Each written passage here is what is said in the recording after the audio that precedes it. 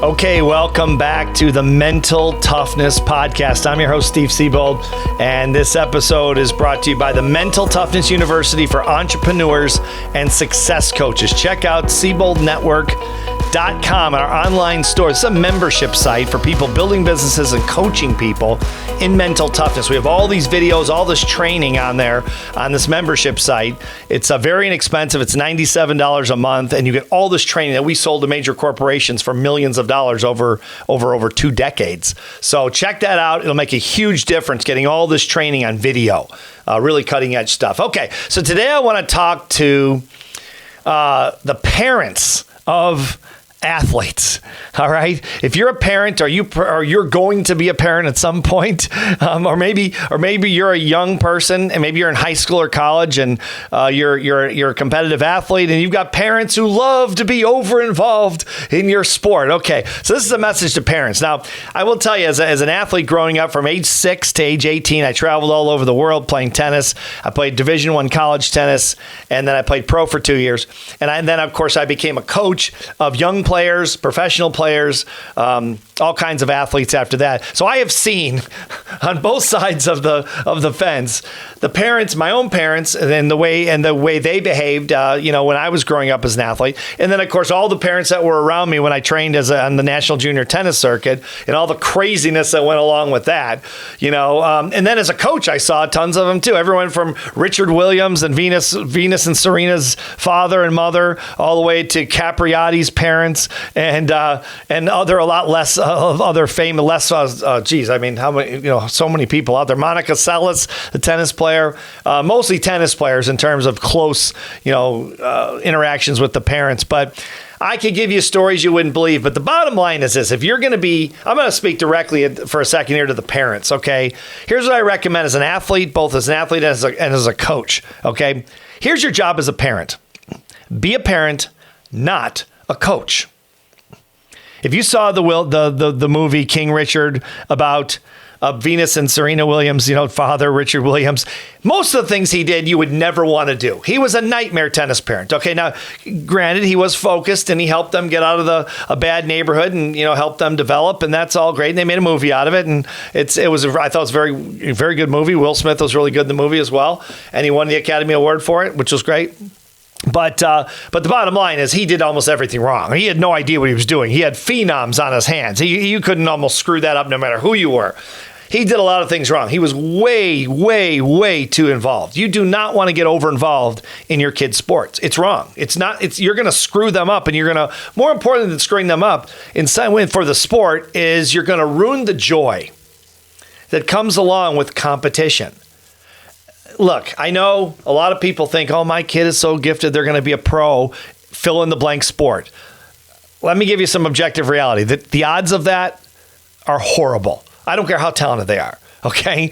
Very, very few athletes, okay, become professionals. The difference between high-level college athlete, which I was one, and professional that gap is so big, it's unbelievable. Like 2% of the top basketball players in the NCAA, I think it's 6% of basketball and 2% of football go to pros successfully. Okay, it's almost not going to happen for sure. What you want is your child to enjoy, whether it's a young person, a kid like a 5 or a 10-year-old, all the way up until they're in college. You want them to enjoy the experience of competition. Okay. Now, if you have a super phenom on your hand, like a Venus and Serena Williams or someone like that, though that's different. Most people think they do. Parents think they do, and they really don't. The coach can tell you in about 5 minutes. Okay. I can see your kid play tennis in 5 minutes and tell you what talent level on a scale of 1 to 10 they have. All right. So can any coach in any sport that knows they're looking for. Most likely, it's more modest than you think it is as a parent.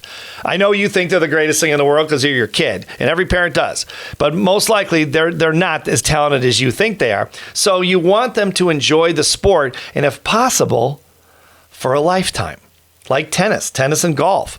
I'm still playing. I've been playing tennis since 1971. Well, it's 2022. Okay, I'm still playing. I got a court in my backyard. I play all the time. All right, so I'm still playing. That's a game you can play your whole life. Luckily, my parents didn't ruin it for me. Okay, they weren't perfect. They made a lot of mistakes like every parent does because they're trying hard, which is good. And but they didn't ruin it for me. But I know kids, or not kids now, they're my age, that will not step on a tennis court after their junior experience because their parents ruined it for them. Their parents put so much pressure on them to win and to do this and to do that they just don't. They saw it as drudgery, as torture almost. And they won't ever play. And I'm talking about a lot of people here. A fairly high percentage of people that are highly competitive athletes go through this in every sport. You don't want to ruin that for them. Let the coach be the coach. You be the parent. What does that mean? It means you drive them to practice. It means you pay for lessons if that's appropriate, okay? If that's applicable, I should say, not appropriate.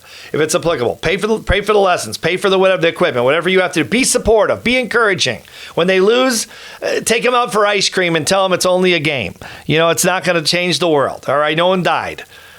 And that's about it. That's about it. Should you be over-involved? No. If you can't stop yourself from jumping up and down in the stadium, in the stands, and yelling out and things like that, which parents do all the time in every sport I've ever seen, when they're just out of control, then you don't belong at that game. Don't ruin it for the kid. You are not living vicariously through your child, okay? Your child's performance has nothing to do with you. This is an individual person. This is not you going back in your life and trying to recreate, be successful when you weren't successful to make you feel better as a parent.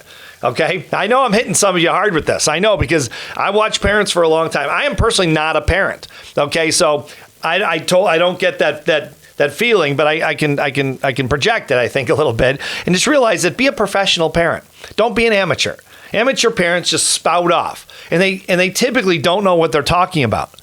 I've had people I've taught at our court here at Bone Allen Mansion. We have a hard true court in the backyard here, by the tennis cottage, beneath the tennis cottage. And I've had parents here. I've taught some lessons over the last, several years I have in the court, and just for fun, and some competitive players. And I have the parents want to come right on the court and coach with me. And it's like I told them, I said, this is not, we're not doing this together. You're the parent, okay? You go and sit on the deck and watch, okay? And let me be the coach. If you want to be the coach, well, fire me and then you be the coach, which is a really bad idea, okay? And so you've got to make that distinction. You're the parent, let the coach be the coach, and let the player, your child, be the player. And that's it. Just make sure you make that distinction. Discipline yourself, for God's sakes. Have enough self-discipline to control yourself from trying to push your kid into pressure situations, making it, where it's not enjoyable for them, where they want to quit the game. This is a game. I don't care if it's football, basketball, tennis, golf, whatever. These are just games.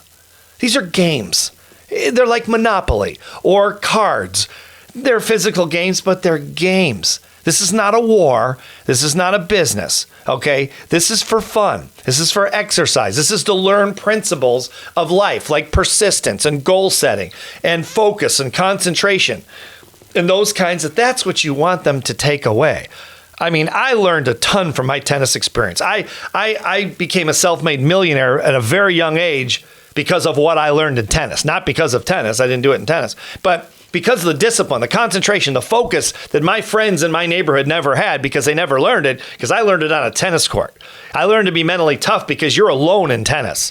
You win on your own. You lose on your own. And when you lose, everyone's got something to say about it.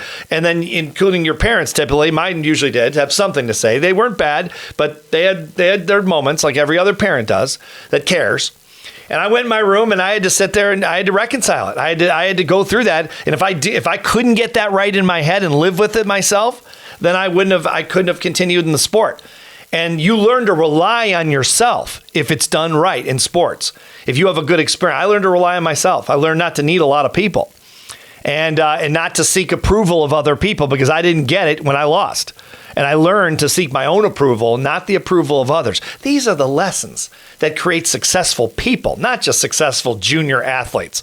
I don't care how many trophies your kid wins, your ribbons or whatever, accolades, it's not going to really make a difference in the course of their whole life. All right. The lessons they learn will. So don't get in the way of the lessons. Be a good parent.